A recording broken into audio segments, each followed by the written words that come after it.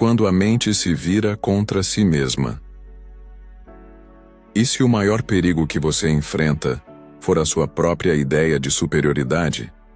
Essa é a armadilha em que cai Raskolnikov, protagonista de Crime e Castigo, um jovem brilhante que, em nome da razão, tenta justificar o impensável. Inspirado por teorias sobre o homem extraordinário, ele acredita que pode ultrapassar a moral comum, mas logo descobre que sua mente não é tão fria quanto pensava. O que começa como um experimento filosófico se transforma em um pesadelo psicológico. E é justamente nessa espiral entre orgulho, culpa e amor que Dostoiévski revela a essência mais profunda da alma humana. Este vídeo não é um simples resumo da obra. É uma viagem às profundezas do ser. Através da lente da psicologia de Carl Jung, vamos explorar como a sombra, o amor, o sofrimento e o olhar do outro moldam, e por vezes destroem, a identidade de alguém que acreditou poder viver acima dos demais. Prepare-se para mergulhar na mente de um homem dividido. Porque no fim, o que realmente nos salva não é a grandeza, mas a coragem de nos reconhecer frágeis.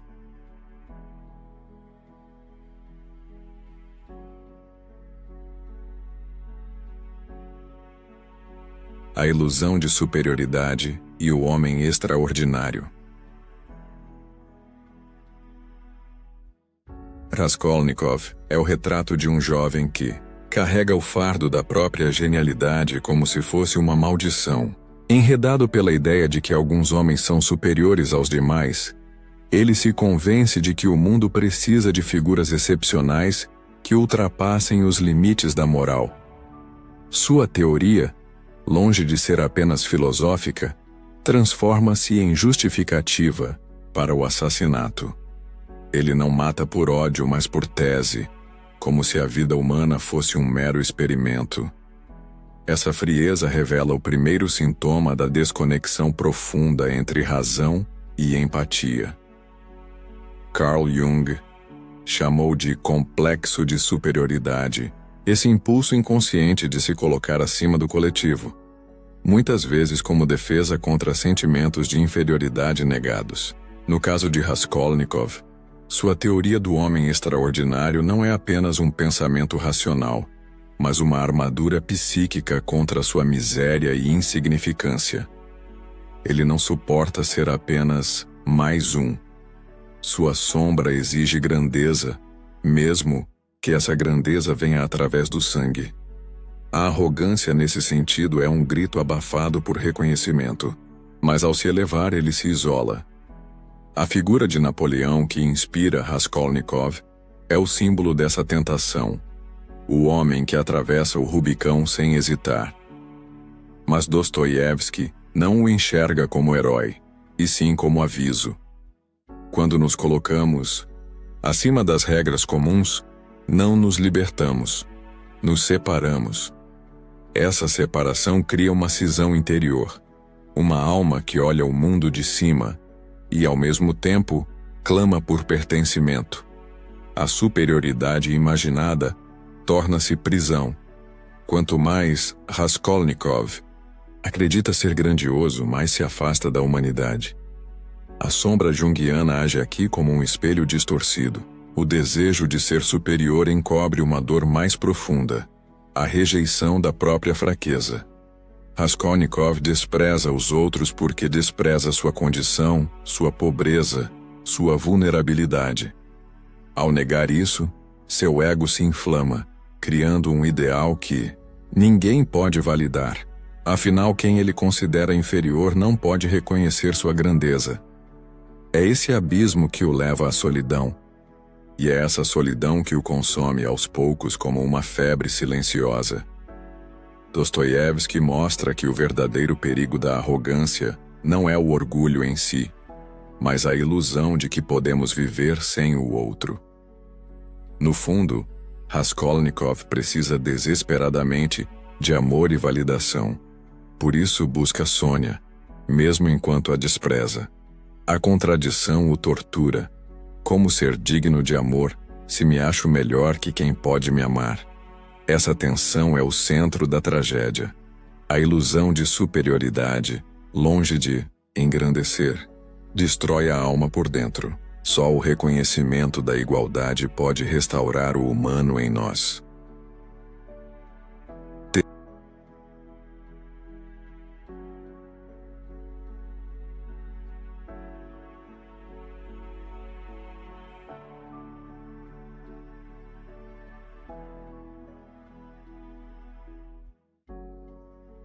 A ruína de uma mente racional demais. Raskolnikov acredita que a razão é soberana. Ele constrói sua teoria do crime como um problema matemático. Matar uma velha, agiota desprezível para salvar várias vidas futuras. Como se a moral pudesse ser reduzida a uma equação fria. Esse raciocínio reflete o niilismo racional da época, em que o valor da vida se perde em meio a abstrações intelectuais. Mas Dostoiévski nos alerta. A razão, quando desprovida de coração, pode justificar o impensável. O raciocínio puro não é neutro. Ele pode ser perigoso. Carl Jung acreditava que negar a dimensão emocional é como amputar uma parte essencial da alma. Em Raskolnikov, a racionalidade extrema é uma forma de repressão da sombra. O lado sombrio, sensível, humano, ao tentar viver apenas como mente lógica, ele descarta a empatia, o remorso, a dor alheia, e com isso, perde o próprio eixo. A alma, quando ignorada, cobra seu preço com juros altíssimos, culpa, paranoia e delírio. A razão, sem integração emocional, vira autodestruição. Dostoiévski não condena o pensamento, mas denuncia a idolatria do pensamento como absoluto. Em vez de refletir sobre o mundo, Raskolnikov tenta dominá-lo com ideias. Ele acredita que entender o funcionamento moral é o mesmo que escapar dele. Um erro trágico. Como o próprio Nietzsche diria mais tarde, o excesso de racionalidade pode ser apenas outra forma de fraqueza. A fuga da realidade sensível, da dor, do corpo, do outro. Raskolnikov não vive, ele calcula. E esse cálculo o devora. A sombra se manifesta em sua recusa a aceitar ajuda. Mesmo quando seu amigo Razumikin lhe oferece trabalho e apoio, ele rejeita. É como se aceitar a bondade alheia o tornasse fraco, como se admitir dependência anulasse sua teoria. Mas é exatamente aí que reside sua perdição. Ao negar o afeto, ele reafirma a lógica do isolamento. A mente sem o coração vira labirinto. E nesse labirinto, ele se perde, acreditando ser superior enquanto afunda na própria loucura. No fundo, Dostoiévski mostra que a razão, sem humildade, é uma armadilha. Raskolnikov pensava que poderia matar sem culpa, que bastava não sentir para ser livre. Mas o ser humano não é feito apenas de pensamentos. Somos memória, afeto, trauma, desejo. A verdadeira punição dele não é a prisão, mas a guerra civil interna entre aquilo que ele pensa e aquilo que sente. Quando o coração é ignorado, ele grita, e esse grito ecoa como loucura.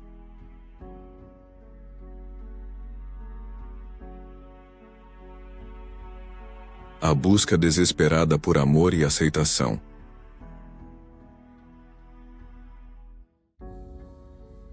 Raskolnikov julga Sônia por sua vida miserável, por vender o corpo para sustentar a família, mas, paradoxalmente, é nela que encontra o único afeto verdadeiro. Essa contradição revela uma ferida que vai além da razão, a vergonha de precisar do amor de alguém que despreza. Ao mesmo tempo em que a vê como inferior, sua alma clama por seu perdão. Sônia é o espelho que ele tenta quebrar. mas que insiste em refletir sua humanidade perdida. É no abraço silencioso dela que o muro interno começa a ruir.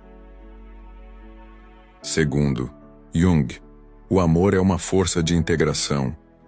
Ele não julga, não analisa, apenas acolhe o que foi exilado, e é isso que Sônia representa.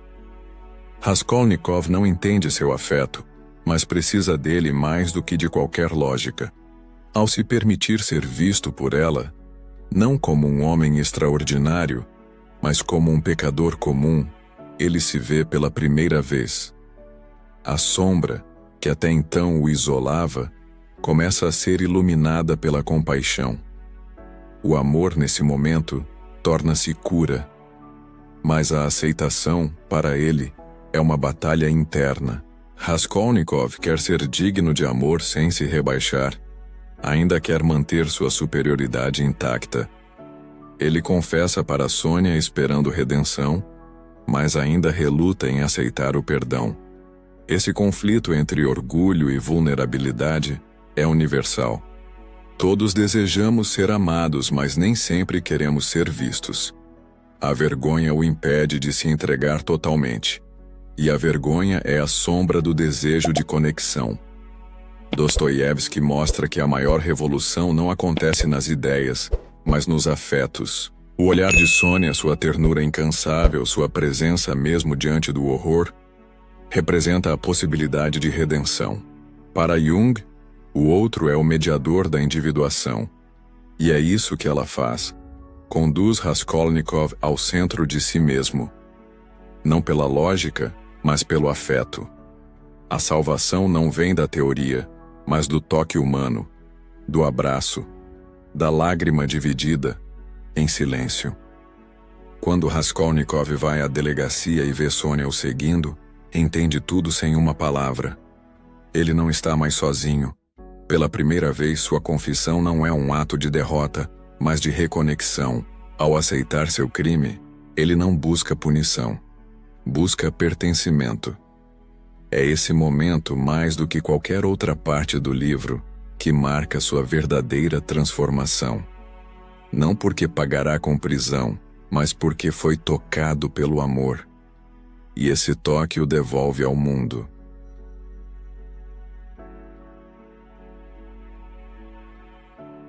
A culpa como castigo invisível.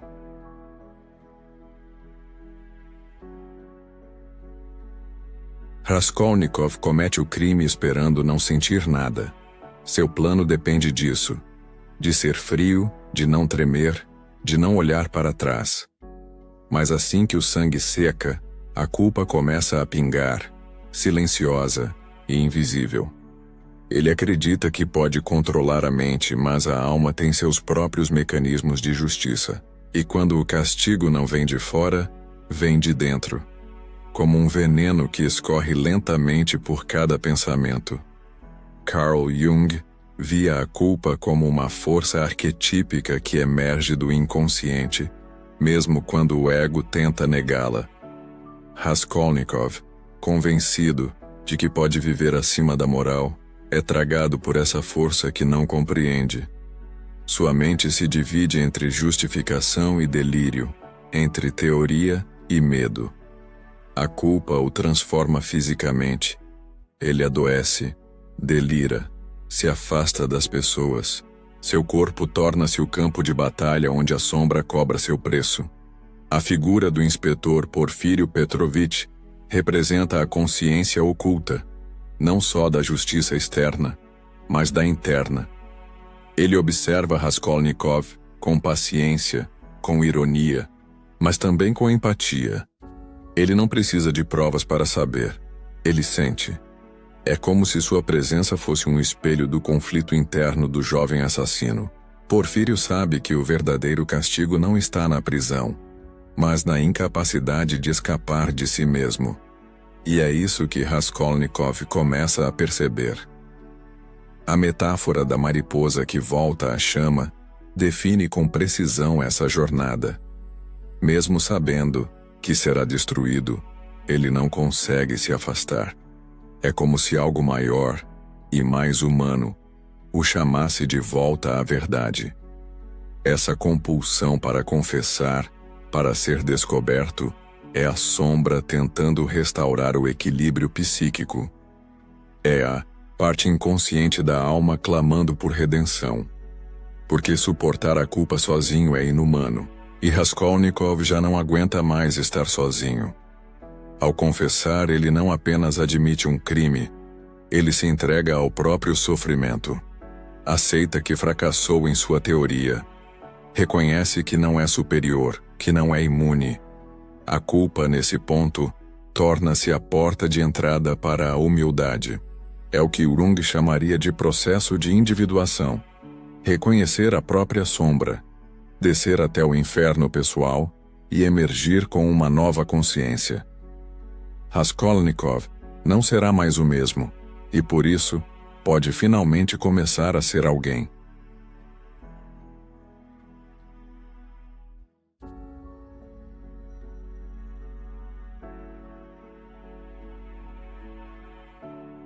A desintegração da identidade e o olhar do outro. Após o crime, Raskolnikov já não sabe quem é. Sua identidade, construída com base em teorias de grandeza e frieza racional, começa a desmoronar.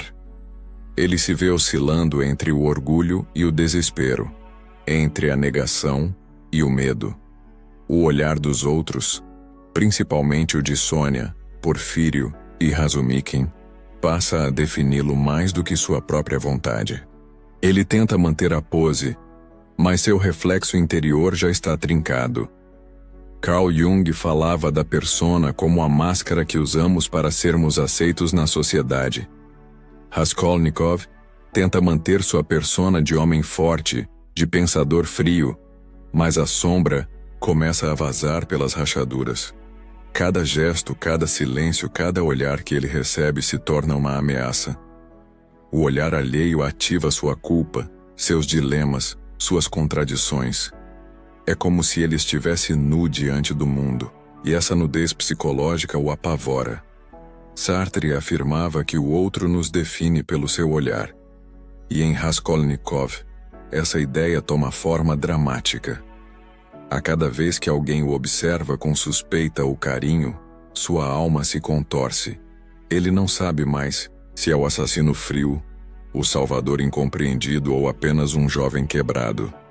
Sua identidade se fragmenta, e ele passa a existir entre essas imagens conflitantes. O inferno, como disse Sartre, são os outros. Mas também somos nós mesmos quando não sabemos mais quem somos.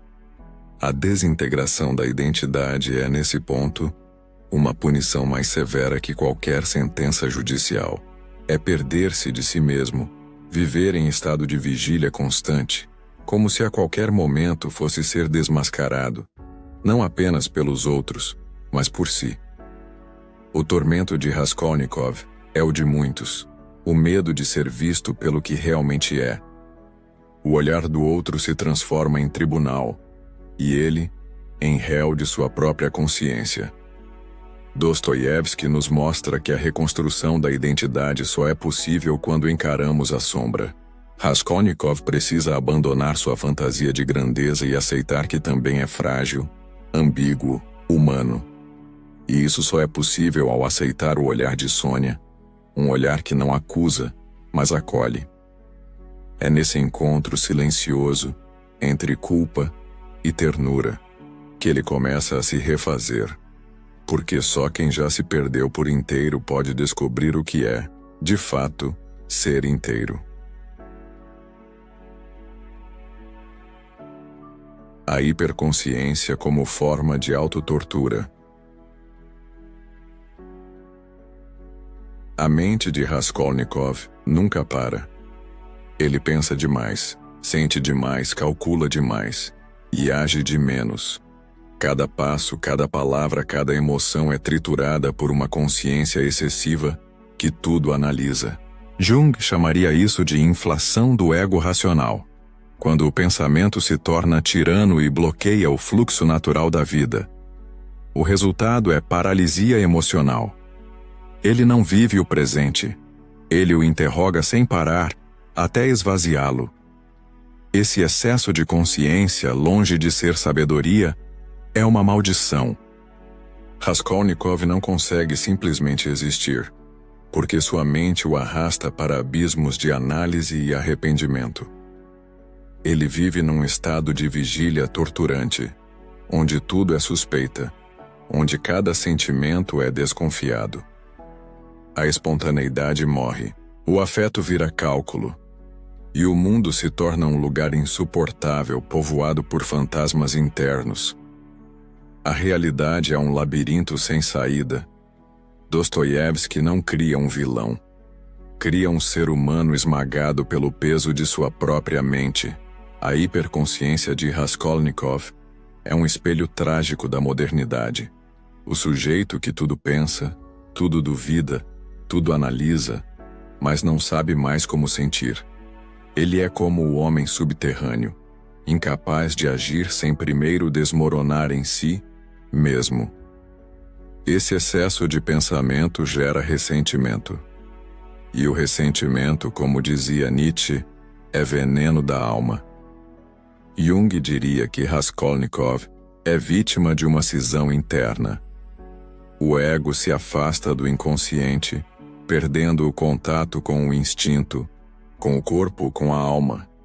Essa desconexão o torna um prisioneiro de si mesmo. Ao tentar dominar a realidade com sua mente, ele se vê encurralado por ela. Tudo que toca vira conflito. Tudo que sente vira peso. A mente que era para ser instrumento, vira carrasco. O cárcere não é a cela, é o próprio pensamento. Mas há um detalhe crucial. Essa hiperconsciência é também o primeiro passo para a transformação. O sofrimento que ela provoca é o que o empurra à rendição. Quando ele entende que não pode mais fugir da dor, começa a curvar-se. E essa curva é o início da cura. Jung dizia que só quem desce até o fundo do poço encontra a força para emergir. Raskolnikov, ao encarar sua mente em guerra, prepara-se, ainda que lentamente, para renascer.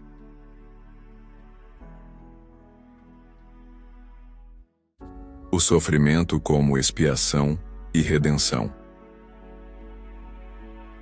Raskolnikov acreditava que poderia escapar do sofrimento se simplesmente provasse que estava certo. Mas o que ele encontra é o oposto. Uma dor que cresce não da punição física, mas da ferida moral. Sua confissão não é apenas o fim de um jogo psicológico, é um gesto espiritual. Ele aceita que seu crime não foi contra a lei, mas contra a própria alma. E ali no fundo da queda começa a semente da redenção. Carl Jung via o sofrimento como o combustível da transformação interior. Não se trata de martírio gratuito, mas de confronto com a verdade oculta dentro de nós. O sofrimento de Raskolnikov é como um fogo alquímico. Queima o orgulho, derrete as ilusões, revela o que há de mais humano. Sua dor não é punição divina, mas consequência natural da desconexão entre ego e sombra. Quanto mais ele tenta fugir de si mesmo, mais o sofrimento o persegue. A prisão na Sibéria é, ironicamente, o primeiro lugar onde ele começa a se curar. Longe do orgulho de São Petersburgo, longe das teorias e da arrogância, ele finalmente se vê nu diante do próprio vazio. Não é a cela que o aprisiona, mas o reconhecimento de que não era o homem grandioso que imaginava ser. E isso o liberta. Dostoiévski mostra que a queda, quando aceita, pode ser caminho, e que a dor, quando abraçada, pode ser ponte para a luz. Jung dizia que o processo de individuação exige uma morte simbólica, o fim de quem acreditávamos ser. Raskolnikov vive essa morte. Ele perde tudo: status, liberdade, reputação. Mas é nesse nada que ele encontra a possibilidade de ser alguém real, alguém que ama, alguém que sofre com compaixão, alguém que pode, finalmente, viver fora da própria mente. O sofrimento, nesse sentido, o traz de volta ao corpo, ao outro, à vida. Dostoiévski não romantiza o sofrimento, mas o apresenta como experiência essencial. Não há glória na dor, mas há transformação. Quando Raskolnikov se curva diante de Sônia, diante da polícia, diante de si mesmo, ele renasce. Sua alma, antes orgulhosa e fechada, agora sangra e respira. A dor o quebrou, e só assim ele se reconstrói. Porque, para Dostoiévski, não é o castigo que redime o homem, é a coragem de sofrer com verdade.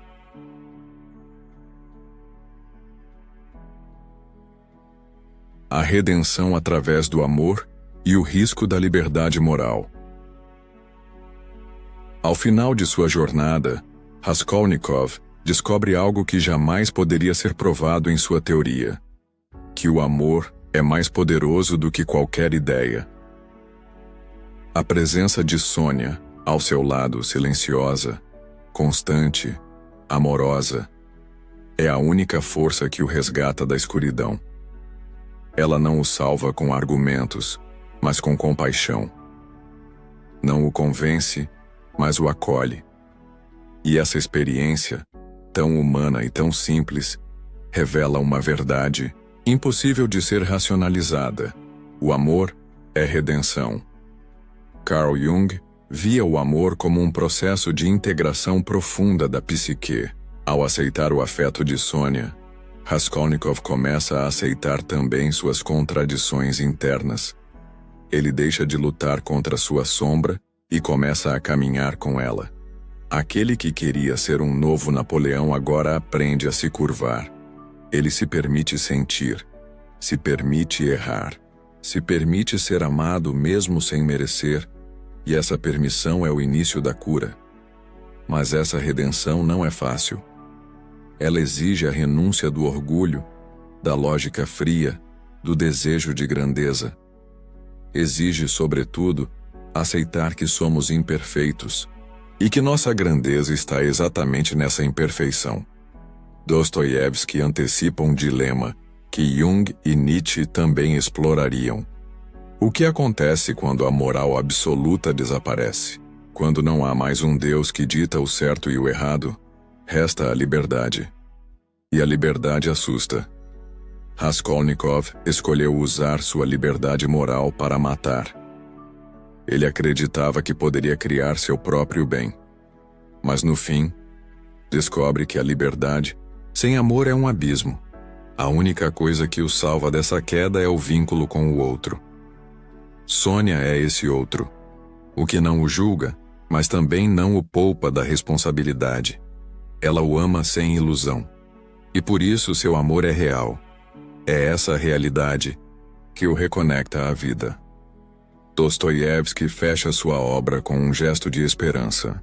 Raskolnikov, quebrado, culpado, ainda pode amar.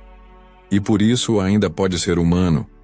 A verdadeira punição não foi a prisão, foi o orgulho. E a verdadeira salvação não é a confissão, mas o amor recebido quando ele já não se achava digno. O maior milagre do livro é esse: até o pior de nós pode reencontrar sentido, desde que tenha coragem de amar e de ser amado.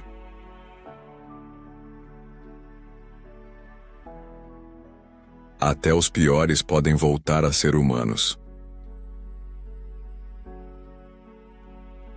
No fim de tudo, Raskolnikov não encontra redenção em ideias ou castigos. Encontra no olhar silencioso de Sônia, no toque que não julga, no amor que persiste mesmo, diante do crime.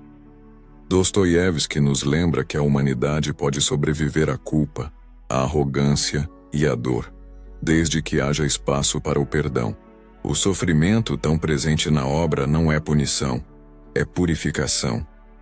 A mente em guerra, quando se curva, encontra paz, e a alma, ao se render, volta a respirar.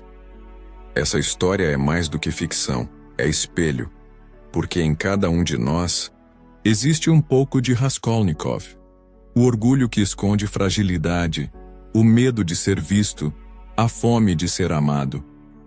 Talvez você nunca tenha cometido um crime, mas provavelmente já viveu o castigo invisível de negar quem realmente é. E se há algo que essa obra ensina é que mesmo os mais perdidos ainda podem ser encontrados.